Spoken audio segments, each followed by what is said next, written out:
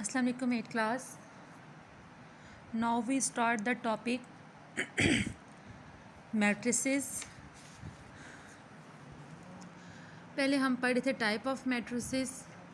आज हम उसी टॉपिक को आगे थोड़ा डिस्कस करेंगे और आज हम डिस्कस करेंगे the leading and the principal diagonal. कि लीडिंग और प्रिंसिपल डायगनल क्या होता है. आसान सी एग्जांपल है. डायगनल आपको पता होना चाहिए कि जितनी भी इस तरह की लाइंस होंगी, मतलब अगर हम डायगनल को डिस्कस करते हैं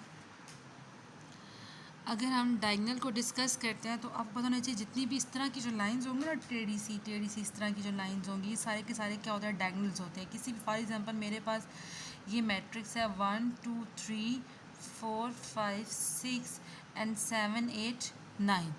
ये मेरे पास एक मैट्रिक्स है. तो इसमें ये जो यहाँ से यहाँ अगर मैं ये डिस्कस करूँ,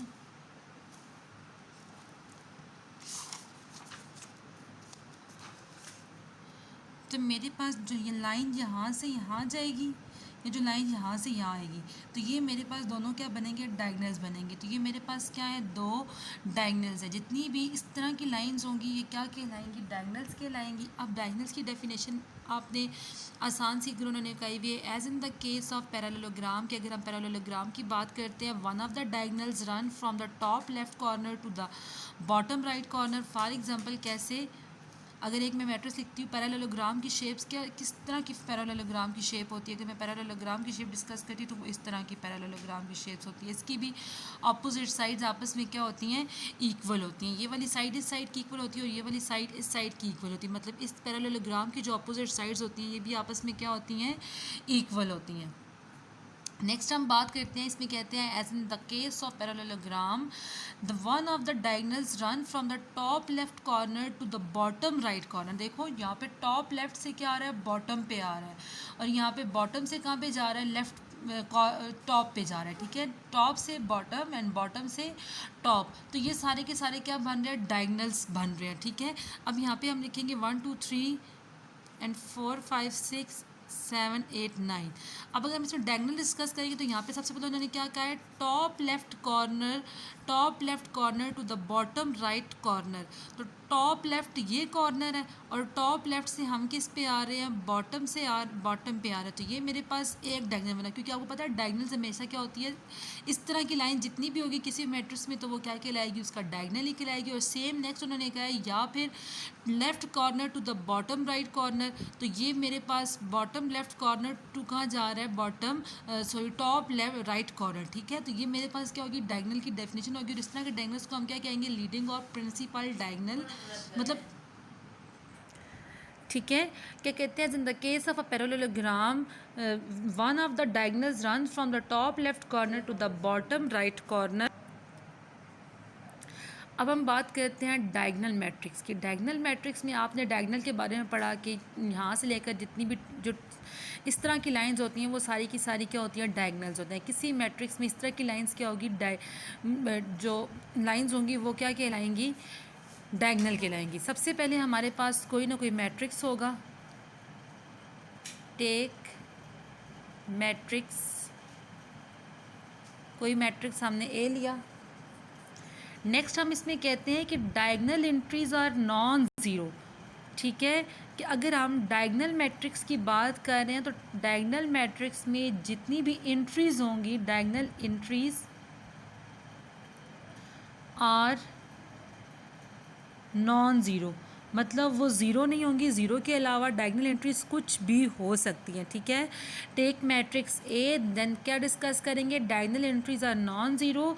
और जो नॉन डायगनल्स होंगे, यानी डायगनल के अलावा जितनी भी एंट्रीज होंगी वो क्या होंगी, इसमें ज़ीरो होंगी. बात क्या कह रही हूँ मैं, कि टेक अ मैट्रिक्स ए जिसमें डायगनल एंट्रीज क्या होंगी, ज़ीरो होंगी. यानी डायगनल्स की जितने भी नंबर्स होंगे वो क्या होंगे, डायगनल के जितने भी नंबर्स होंगे वो सारे के सारे क्या होंगे, नॉन ज़ीरो होंगे. मतलब ज़ीरो के अलावा जो भी नंबर होंगे वो सारे के सारे क्या कहलाएंगे, डायगनल मैट्रिक्स कहलाएंगे. नेक्स्ट अगर हम नॉन डायगनल की बात करते हैं, यानी कि जो नंबर डायगनल में नहीं आ रहे, नॉन डायगनल मैट्रिक्स,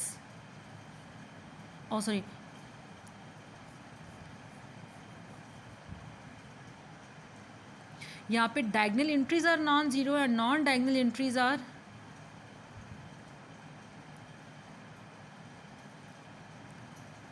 ज़ीरो. ठीक है, take a matrix A, diagonal entries are non zero and non diagonal entries are zero. ठीक है, क्या कह रहे हैं, take a matrix A, diagonal entries are non zero and diagonal non diagonal entries are zero, but और एक और condition भी है, बट नॉट सेम। ठीक है, यहाँ से इधर से जो मेरे पास नॉन ज़ीरो है ना, नॉन ज़ीरो के साथ ही लिख देती हूँ, बट नॉट सेम, कि जो डायगनल एंट्रीज अगर नॉन ज़ीरो हैं लेकिन सेम भी ना हो। क्या कह रहे हैं, diagonal entries are non zero but not same, कि वो सेम भी ना हो, and non diagonal entries are zero, जो नॉन डायगनल एंट्रीज हैं वो क्या है, सारी की सारी ज़ीरो हैं। फॉर एग्जांपल हम अगर डायगनल मैट्रिक्स बनाते हैं, ये दो डायगनल मैट्रिक्स बना रही हूँ, एक मैंने 2x2 का मैट्रिक्स बनाया और एक मैं 3 रोज़ 3 कॉलम्स वाला मैट्रिक्स बना रही हूँ। सबसे पहले उन्होंने कहा ना मैट्रिक्स लेना, तो ये मैट्रिक्स की शेप है, मैंने एक स्क्वायर ब्रैकेट्स लगा ली। ठीक है, now we write the numbers, any numbers 1 2 3, sorry पहले डायगनल एंट्रीज लिखते हैं 1 2 एंड 3। ठीक है, 1 2 एंड 3। अब यहाँ पे तो नहीं कहना कि diagonal entries are non zero, तो डायगनल मेरे पास क्या बनेगा, ये डायगनल है मेरे पास, ये डायगनल है, डायगनल एंट्रीज क्या है, नॉन ज़ीरो, और उन्होंने नेक्स्ट कंडीशन क्या दी थी, बट नॉट सेम। अब हम इसके अलावा जो नंबर्स, ये जो प्लेसेस बच जाती हैं, ये वाली जो प्लेसेस बच जाती हैं, इन प्लेसेस पे क्या नंबर आएंगे। अब जो डायगनल्स के अलावा सारी एंट्रीज होंगी वो सारी क्या हो जाएंगी, zero zero zero zero zero. ठीक है, क्या कहा कि diagonal entries are non zero, कि जितनी भी डायगनल एंट्रीज हैं वो क्या होंगी, नॉन ज़ीरो होंगी और सेम भी नहीं होंगी। नेक्स्ट बात करते हैं नॉन डायगनल एंट्रीज़ की, तो नॉन डायगनल एंट्रीज़ मेरे पास क्या होंगी, ज़ीरो होंगी।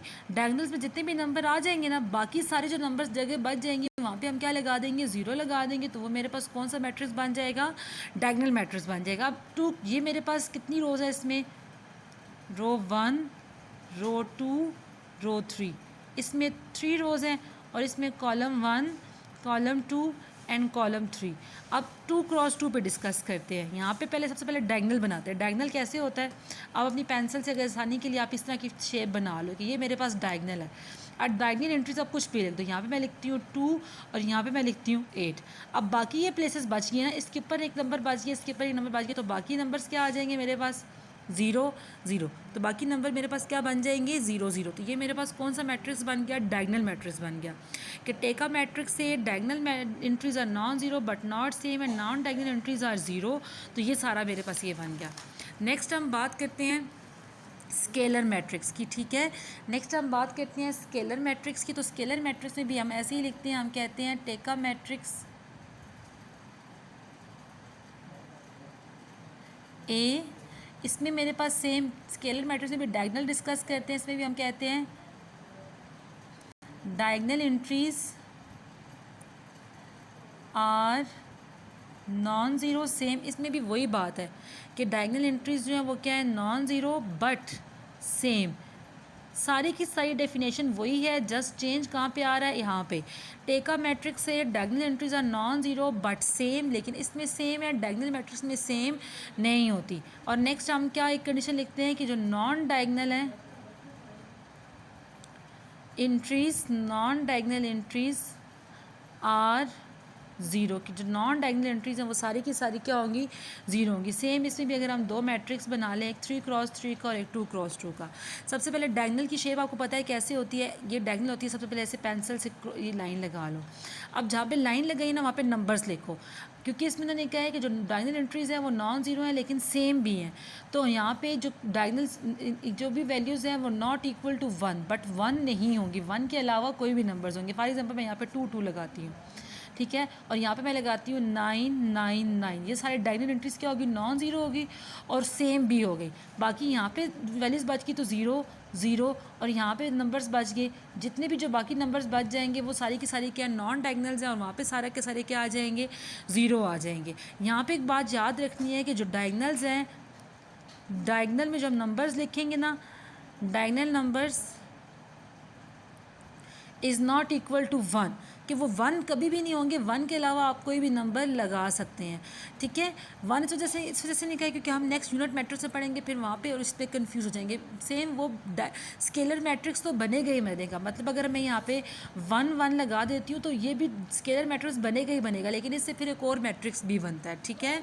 आगे नल मैट्रिक्स में कहते हैं, तो नल मैट्रिक्स की आसान सी डेफिनेशन है कि जो ऑल एंट्रीज़ होंगी मैट्रिक्स की, ऑल एंट्रीज हो जाएंगी, वो क्या हो जाएंगी, ऑल एंट्रीज आर ज़ीरो, कि सारी एंट्रीज़ क्या हो जाएंगी, ज़ीरो हो जाएंगी। नल मैट्रिक्स को हम ज़ीरो मैट्रिक्स भी बोल सकते हैं, ठीक है।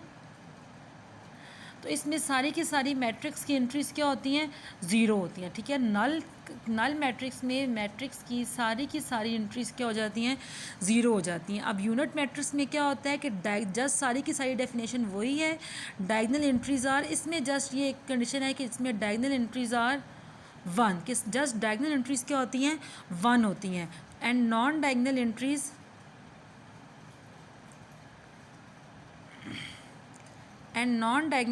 आर 0।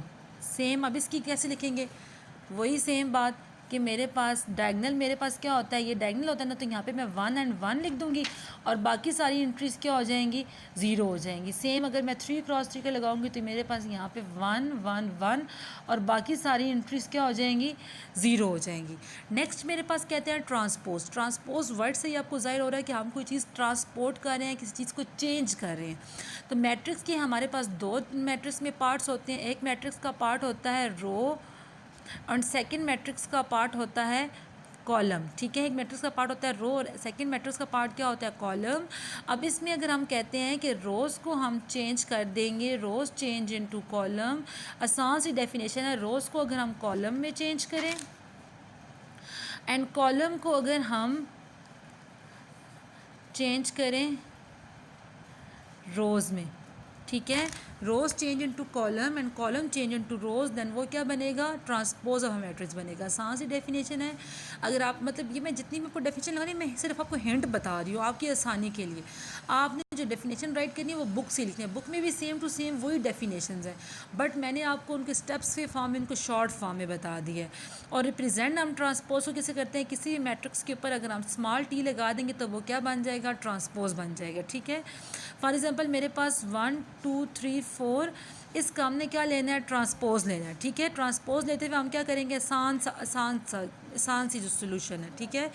1 2 3 4 है, इसका ट्रांसपोज लेते हुए क्या करेंगे, 1 2 इस फॉर्म में लिखा मैंने, आप 1 2 को ऐसे लिख दो, ठीक है। रो को क्या कहते हैं, रो को चेंज करेंगे कॉलम में, तो 1 2 रो है ना, तो किस में चेंज हो जाएगा, कॉलम में, एंड 3 4 रो है तो किस में चेंज हो जाएगा, कॉलम में। ये भी किसी मैट्रिक्स का क्या हो गया, ट्रांसपोज हो गया। सेम अगर 1 2 का हम ट्रांसपोज लेते हैं, ठीक है, 1 2 का हम ट्रांसपोज, 1 2 मेरे पास ये कौन सा मैट्रिक्स है, ओनली 1 कॉलम है, तो कॉलम को किस में चेंज कर देंगे, रो में, तो ये मेरे पास क्या बन जाएगा, ऐसे आ जाएगा। और अगर मेरे पास रो की फॉर्म में आता है 1 2, तो इसको अगर हम सॉल्व करने लगे, इसको हम सॉल्व करने लगे तो ये 1 2 मेरे पास क्या है, रो है, और रो किस में चेंज हो जाएगी, कॉलम में। आसान सी डेफिनेशन है कि rows change into column and column change into the rows. अब आपने क्या करना है, मैंने अंडरलाइन डेफिनेशंस को कर दिया, एक दफ़ा डेफिनेशन को बुक से भी रीड कर लेना और एग्जांपल्स देख लेनी है, ठीक है।